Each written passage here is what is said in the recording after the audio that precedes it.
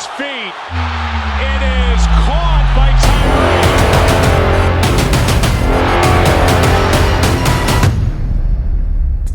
All right, here we are again. We are live in Vegas for Catch the Moment podcast. Super excited about what we're continuing to bring to you. What are we talking about here? It's about the process, the journey, the pain points, and everything else behind the moment. And I just can't tell you how excited I am to have family in the building, and none greater than Las Vegas' own Steven Jackson. What's good, my boy? I'm good, man. How are you? Man, listen, I'm on your turf, man. I'm really excited, man. Thank you for receiving me, and even thank you for making time for what we just building, man. Just building, doing life. So I gotta get right into this. It's gonna be two things. So I'm known for this moment. That's obviously the theme of the podcast, right? So this is like Chronicles, right? I'm gonna call it the Chronicles of the helmet catch. You got to tell me, where were you when you saw the catch, and if what was your thoughts, or if there was any story that you can remember from that time? Yeah, obviously I remember the catch. What year? I just need you to help jar that. So that's 07 season, 08, and we obviously that was the Patriots undefeated team. No, for sure. It was in Arizona, right? Arizona. Super Bowl, Arizona. I was there. I was actually in Arizona, not at the game. Okay, gotcha. I was in Arizona. No, I'll take that back, actually. I was in Arizona the week of the game. I flew back home because obviously it's a short flight from Phoenix to Vegas. So I flew back home, and we were watching the game. And regardless of where the setting was, I do recall jumping on the couch. But I jumped on the couch before you even made your catch. I jumped on the couch when Eli got out of the grasp of the sack. I couldn't believe it. I mean, he's not the most mobile person, right? Come on, tell the truth. Right, everybody talks about this. So, he was not the most mobile. So when they actually allowed him to get out of the grasp of the sack, I was like, whoa, like, this is really happening, like live theater for sure.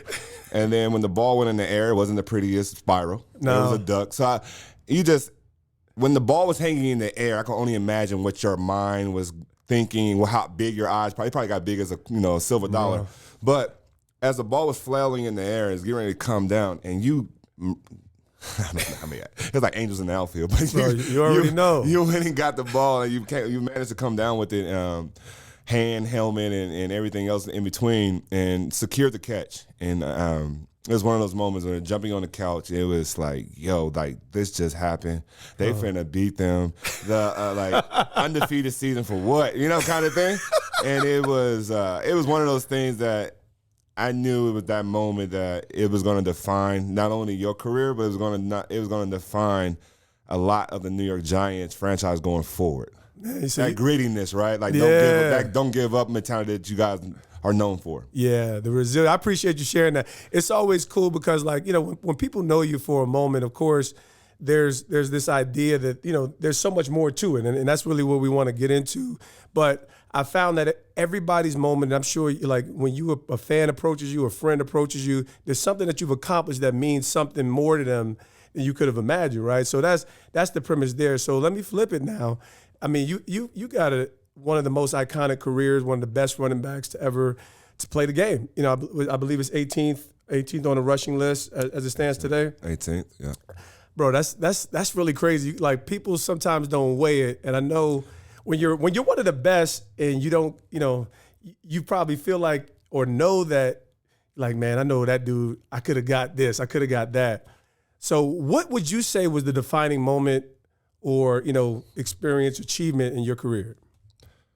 Well, I think, I've accomplished a lot, so it's hard to answer that question right up. But I do want to, I guess, clear some things up because it still bothers me a little bit because this is what the show's about, right? Yeah, absolutely. I'm the Rams' all-time leading rusher. And many people don't know that, right? And that's not to the discredit of what I was able to accomplish in my time. It was just I was on some bad teams, and we're not on live television a lot. So a lot of the things I was able to do and accomplish and have these highlight moments, right? Those moments were seen by very few compared to a Super Bowl instance like for yourself. Yeah. So that being said, although I am the Rams' all-time leading rusher, most fans only hear he's the 18th leading rusher, right? So it diminishes what I was able to do on a franchise that's known for running backs, where behind me now you have the names of Eric Dickerson and Marshall Faulk. Yeah. Both Hall of Famers, both, play for different teams as well, like I did. But the teams that they're known for and the team that we all share, I tend to get lost sometimes. Man, I appreciate you saying that because that's so real, right? It's like you just said it. Eric Dickerson, Marshall Faulk, Todd Gurley now. I think because of the shift to LA and some of the prominence, these guys, bro, you slayed. I mean, like I believe it was 8 straight 1,000-yard seasons. Yeah, 8 straight of them. That's bananas. So, man, let me give you your roses, bro. Well, I appreciate it. Yeah. Let me give you your roses because I actually remember in my mind, watching you grind. I came in 2003, and how old were you when you came in the league? You came in the next year, right? Came in the next year. When Paul Tagliabue, commissioner, said my name, I was 20. Dang. My birthday's in July, so before the season started, I turned 21. But got it. That first rookie contract, my parents had to co-sign because I wasn't legally able at the age of 21. Yeah, bro, you was a full-grown man at 20. So obviously, what people do know is that you two at the time when you got drafted? What 230, 225, 230? 235, 4.4 speed. Yeah. I mean, you were literally I know we ain't got no feelings here, but you was literally a gorilla out there in the backfield, a monster. So that really that bugs me out. Like it's easy for people to like when I have this one moment, it's easy for people to minimize I was an all-pro special teams player. I'm cool in my own lane, but bro, you are literally one of the best running backs to do it. So moving into kind of like that reality, how was your transition? 20 years old into the National Football League. You from Vegas, which has it has its own reputation. I'm loving the growth of where Vegas is at today. How was it coming into the league at 20 years old? Whoa, for a kid out of Vegas, it was a thing that it was everything I dreamed it would be. It was that moment you get whisked away. First rounders, you fly out to the teams that, respectively drafted you, and you do this press conference. You're welcomed by the city with open arms. So it was everything that I dreamed of. And then my first practice or OTAs, you walk into the huddle and you're looking at the eyes of Orlando Pace, Isaac Bruce, Torrey Hope, Marshall Faulk. You know what I'm saying? I could go on and on and on. So as a kid, as 20-year-old kid, I was just like, I've arrived. I thought I was there. The Rams are at that earlier stage in the early 2000s. They were possibly a dynasty forming, right? So to be inherited and go to a team like that, I was very grateful, but two, I assumed that was a norm. I didn't know the storm that was on the way. You know what I'm saying? Ooh, yeah. Facts. Yeah. Facts. So, like I said, you're in the midst of Hall of Famers as you get drafted.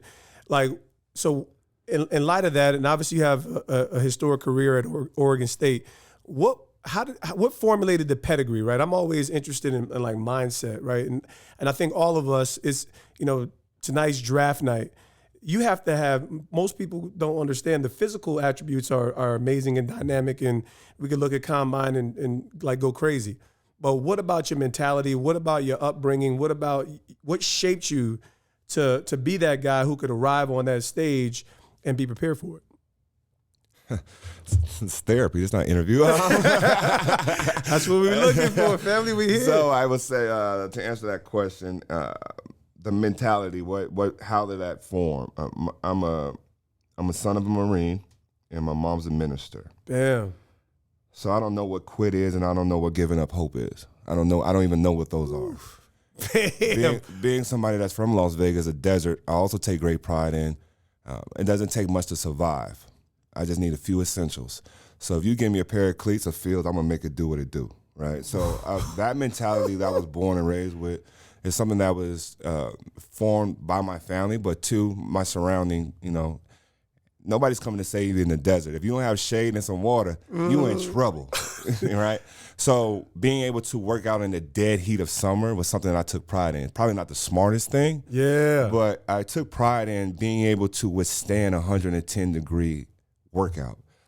I took pride in being able to work out at 3 a.m. because it's Vegas, so nothing shuts down. So I could go to the gym at 3 a.m. I'm going to the gym at 3 a.m. because David Tyree's at the gym at 6 a.m. in New York.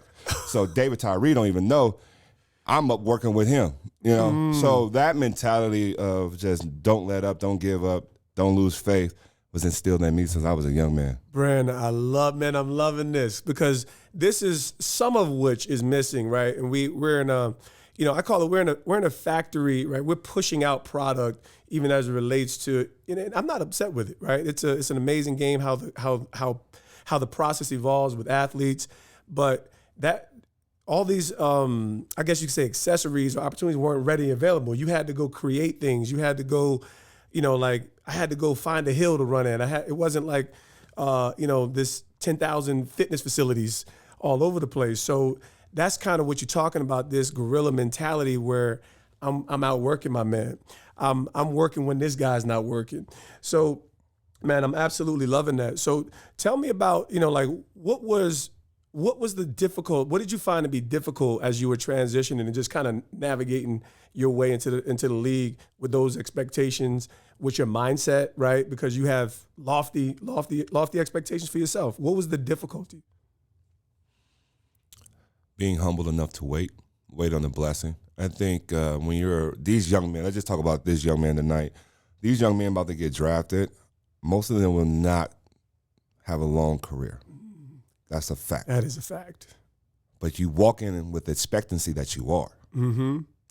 And when you walk in that expectancy and it lets you down, that person becomes somewhat torn. And he has to learn how to put himself back together and figure out who he is. So I think when I was drafted, obviously I wanted to go in and be an immediate starter. Mm-hmm. And that just wasn't my journey. My journey was you need to sit down and you need to learn. But as a 20-year-old man that was foaming at the mouth to prove himself, I wasn't willing and I didn't understand how beneficial that would be for me. But humbly enough, we all get pills in different forms. So sitting back and watching what was happening with the greatest show on turf, as they were retiring and slowing down, their work ethic didn't stop. The way they approached the game did not stop. So although I had to sit down on the bench and watch, I was watching some of the greatest. You know what I'm saying? I had a chance to see Torrey Holt and Isaac Bruce literally run routes, rep after rep. It looks like poetry in motion. It was ballerina style. I had a chance to sit in film session with one of the smartest running backs to ever play the game in Marshall Faulk and hear how he asked questions, hear what he was looking at on film. Yeah. Because when you're watching film in college, it's different in the league, right? You think you're watching film in college, but when you get to the NFL, people know everything about each other. That is, it's amazing the intel that you have on one another. Yes. So to be able to withstand that, learn from it, grow from that, the biggest lesson I learned as a rookie was just because a blessing comes don't mean that you need to open it right away. Bam. So this is huge, right? We talk about I tell people humility comes in a lot of different ways, right? I think the simplest way to grow in humility is to be teachable, right? Mm-hmm. Just to be teachable. And sometimes it does take a little bit of a life lesson. And that's the other side of humility that I found in my journey, whether it's pride or whatever, not to minimize it, but it's like sometimes humiliation puts you in the position to learn what you need to learn. So this is like valuable, and I'm sure that was part of the DNA that prepared you to have some of the career that you really, that you established this, and I'm glad you said that, bro. Yeah, I would say this: when those guys retired and moved on with their lives, and then I'm the OG in the locker room. Yep. What did I do? Those same habits that I witnessed, I carried on. Yeah. So that's why it's so special to me this last year when the Rams won the Super Bowl. It's like those characteristics in that greatest show on turf and those things that I adopted, some of those guys that was still in St. Louis when I left, I'm assuming they adopted that because what I saw, that product on the football field, looked like what I saw 20 years ago from my old teammates, the greatest show on turf. That's beautiful, man. And so sometimes, when you're depositing so much, when you give so much of your life, like the sacrificial element that it takes to establish your mark and your give, like I said, I think the NFL is doing a great job within the Legends community, the PA with the trust.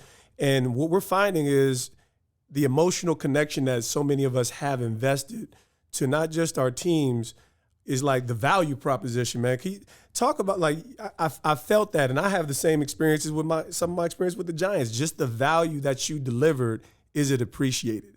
Right. Right. What do you say, what's the ultimate end in relation, because you've given much to the game.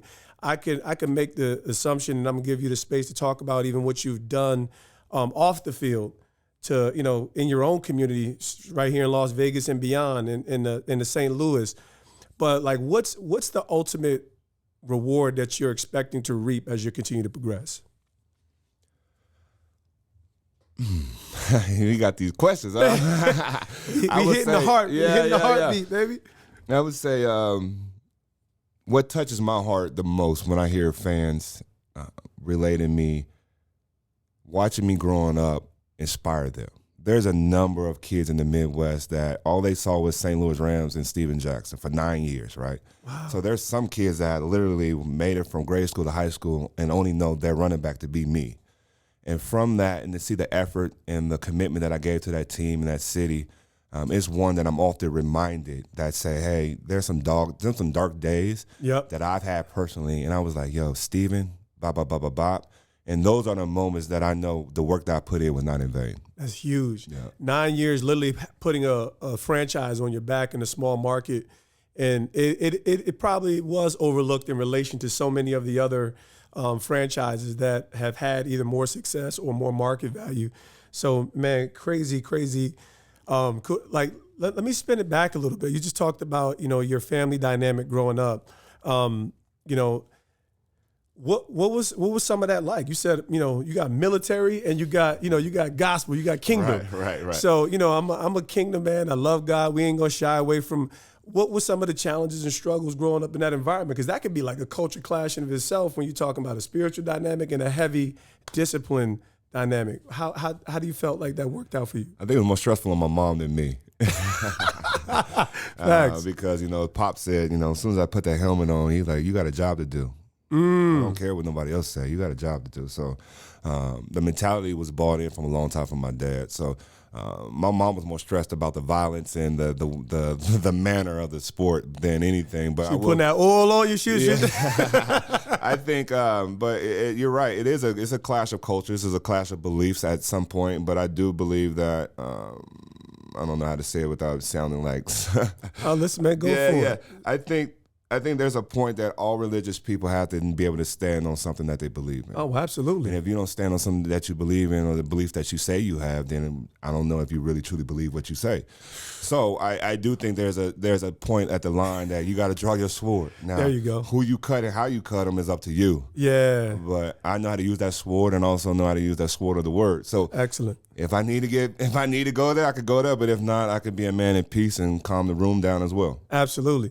Hey, listen, I tell people all the time, I'm like, I'm a little different. I'm like, I'm the person that, I really feel like from the standpoint of approaching, like I'm full testosterone Jesus around here, right? So, we talking Talladega Nights, they talk about, they like baby Jesus. Yeah. I'm like, nah. Jesus, I'm table turning Jesus. Absolutely. And not for the sake that all the reality and the facets of the faith need to be true, right? So I think it's important that we're able to, glorify God with everything that we have. Like when I hit the field, it was like, man, I'm gonna do this to the glory of God. And the only way I can do that is by winning. Yeah. The only way that I can do that is by giving my best effort. And whatever I lack, I'm trusting that God's going to supply. I'm glad we're talking about this. I never said this out loud. I don't think most of us pray before a game and say, hey, God, I want you to help me win. I don't think any of us truly believe that he's interjecting in a game of football. And I think some people try to water down our belief in that way. Yeah. For me and for you, it sounds like it's not about that. It's about the reality of the odds that we were able to overcome and the platform that we have to inspire and let others know that we count from nothing, and we are fueled by our faith that nobody could take from you. And that's the message that I hope people listening right now hear, is that it's not about the outcome of a game. It's about the light that's in me, and I hope that you recognize it. Man, you hitting this thing in the heart. Yeah. That's what we want, man. It's really about that. It's not about the outcome. It's about that God is involved in people's lives at every level. Meaning, like, I'm talking about to the most intense, to the ways that people won't know until 10, 15 years later. Right. And I think there's, like I said, there's varying ways of, how that experience comes to fruition. But that's why I tell people, I used to say, man, God did it. Like this helmet catch, that, like, it's not like a cliche when I say that. I'm like, I couldn't do that. I couldn't recreate that moment. So I'm 100% with you, man. This is really the life experience that players, people are living with. Everybody's inspired from something. Everybody. So if Christ is my inspiration, I'm not going to take away if whatever else is your inspiration, right? So yeah, man, that's the beauty of this platform, and just having real life, real talk, real conversation. Honor is a big thing, and we're kind of getting into some of this conversation right now. Who are the people, right? Because when you go through some challenges, the days of adversity, who is the community that keeps Steven Jackson? Like, who is the people that keep you together when, whether it's scrutiny, whether it's you got yourself into something? Talk about that. Well, I'm a close-knit family guy, so it was always the family. I'm fortunate enough to have both my parents in my life. I'm fortunate enough to have them both in good health. So with that, a lot of things stayed in-house because we're an old Southern black family. Although I'm not from the South, my mom and dad, they are, so they raised me with those roots. So in that, most of us in our families, we don't speak on things, and it's something that we're still working on, right? Yeah. As mental health becomes more a hot topic in our culture, in our community, it's something that you realize that having conversation about some things that's bothering you is not a bad thing. It's huge. It's not a bad thing to have a conversation that's a little bit. There's going to be some differences in the room, but we can weather that. We can weather instead of ignoring it and trying to sweep it under the rug. So for a majority of my career, my nucleus and how I vented and how I was able to, I guess, just weather the losing seasons was, I literally would call my mom and dad after a game, and they were the person that the first 5 minutes after the game, they got the heat. And then that allowed me to go to the media, and then I could kind of be more professional and give the PR answer and all that stuff. Yeah. Trying to represent the organization, right? Yeah. Man, you are saying a mouthful, because I found that was, my life was, like I said, I had both my parents, grew up in a divorce home, and like, honestly, I got born again after my rookie year. So it was like, that's when my life changed. So I found my faith community, and of course, that's a growing reality. I mean, like, real relationships and like-minded people. Family serves as a big part of that as well. That's the thing that anchored me and gave me stability. That kind of allowed me to realize that the smoke and mirrors aren't really the thing that's really real. Like, we enter these high platform, high performance environments, and it's easy to get lost in the limelight. So, man, that's just extremely valuable. So your faith, your family, being an anchor. All right. So here's another. Talk to me a little bit about Steven Jackson, the man, the family. Where you are in your life as you transition out of the NFL. What are the highest priorities, or I would even say, what are you most proud of that you've accomplished in your whole? I'm a married man. I didn't think that ever happened. That's real. Yeah. I'm a married man. I'm a father of 4. Excellent.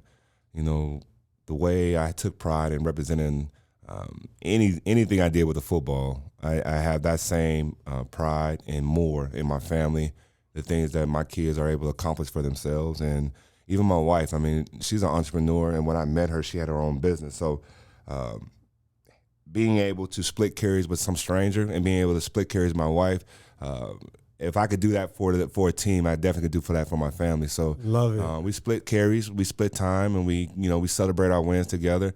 And at the same time, raising little young people, that's a challenge in itself. Man. So the culture that we come from, everybody short-tempered and yelling at one another, is something that I think we have to be mindful as parents about, right? Is Excellent. that we have to have patience with our children. We have to have patience with ourselves and our families, because no one's perfect. And just because, you thought something, going to football analogy, you thought you just red zone and it was man, it ain't the end of the world. You know what I'm saying? It ain't the end of the world. Me too. Absolutely. Man, so like I said, same thing right there. I think you hit it on the head, man. Like, it's these real meaningful experiences. So I'm married at 24. My life my turnaround was crazy. See, I married after football. Boom. But I knew I wanted to do that, because I would not have been a nice husband. You know what I'm saying? I was so committed to the game that she wouldn't have not felt like I was all the way in. So Right. I thought it was important not only to myself but to the relationship that I was going to wait to the end. Excellent. I do think at night sometimes, I will not lie, if I had that anchor, if I would have had my wife back then, what else I could have accomplished. Come Because I on, was man. so split in my time and commitments. So that's this. I'm a marriage advocate. My wife will be coming in tonight, and that's actually one of my biggest points. When you see the stability that you have now as a married man, and I know everybody's getting married later, and I understand everybody is making those decisions for different reasons. But talk about some of the differences in who you are as a man, as an owner, as a productive person. Now that you have that helpmate, now you have that partner, and versus where you were, high performing, but ultimately maybe other goals that you couldn't get to. Exactly. When you're split, right? It's when you're splitting your time, you're splitting what you believe you care about. You can never give 100% to either one of them. Damn. And to see what I was accomplishing in the midst of juggling people, juggling relationships, juggling, do I want to be a conservative man? Do I want to be a wild man, right? When you're juggling all of that, you're distracted. And when, I wasn't, although I come across very focused on the football field, that was the thing that was off limits to everybody, right? When it was time for football season, everybody already knew Steven gets in his mood, so just get out the way. Back up. But in the off season, I could have made so much greater strides, I believe, in what I'm doing now in life. Yes. To see what I'm accomplishing in these few short years after my career without the NFL on every Sunday, right? I'm like, what could I have done with my wife and I planning out, this is what we want to accomplish and this is how we're going to get there together, versus, okay, I got a PR lady over here. Yep. I got my agent over there. I got to remember somebody's birthday back there. You know what I'm saying? Big shout. It's a lot. Big shout for the honesty, because that's really what it takes. It's just, this is the evolution of who we are as young men in the space where you have tremendous access. I always say, vision. I really didn't understand, like, when you hear vision, especially when spiritual environments.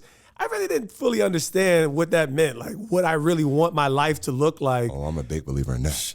Bro, I just really fully adopted that within like the last, I would say I'm 42, like last 8 years. Like, man, because I'm a man that's in the moment, right? Catch the moment. It's like I have focused on being present, which has value.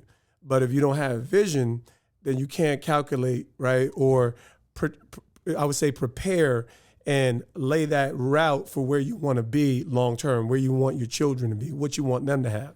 So, talk about, maybe some of that and how that's materialized for you as you grow. Yeah, so when I say I'm a big believer in that, I believe the power of the tongue. And in the power of the tongue, as a 10-year-old, I was able to write a poem called I Am an NFL Running Back. And in this poem, I describe almost to a T what has played out in my life. Furthermore, I continue to write goals. I continue to write my vision down. And I continue to see God prove his word is true. Amazing. I think that most of us, we have a hard time sitting still and writing. Boom. We have a hard time of asking ourselves, what is it I want and how do I get there? No, most people have these aspirations but unable to map out realistically how I get there. Most people are in a hurry to prove to the world that they're somewhere that they're not. And if you just slow down, map it out, you can actually get there. But it's a matter of sitting down, writing it out, believing in it, working on it daily. You got to put in that work. I'm not a farmer, but I do have a couple of beds. I got a couple of garden beds. I like it. Even in the desert, if you water and nurture something, life comes.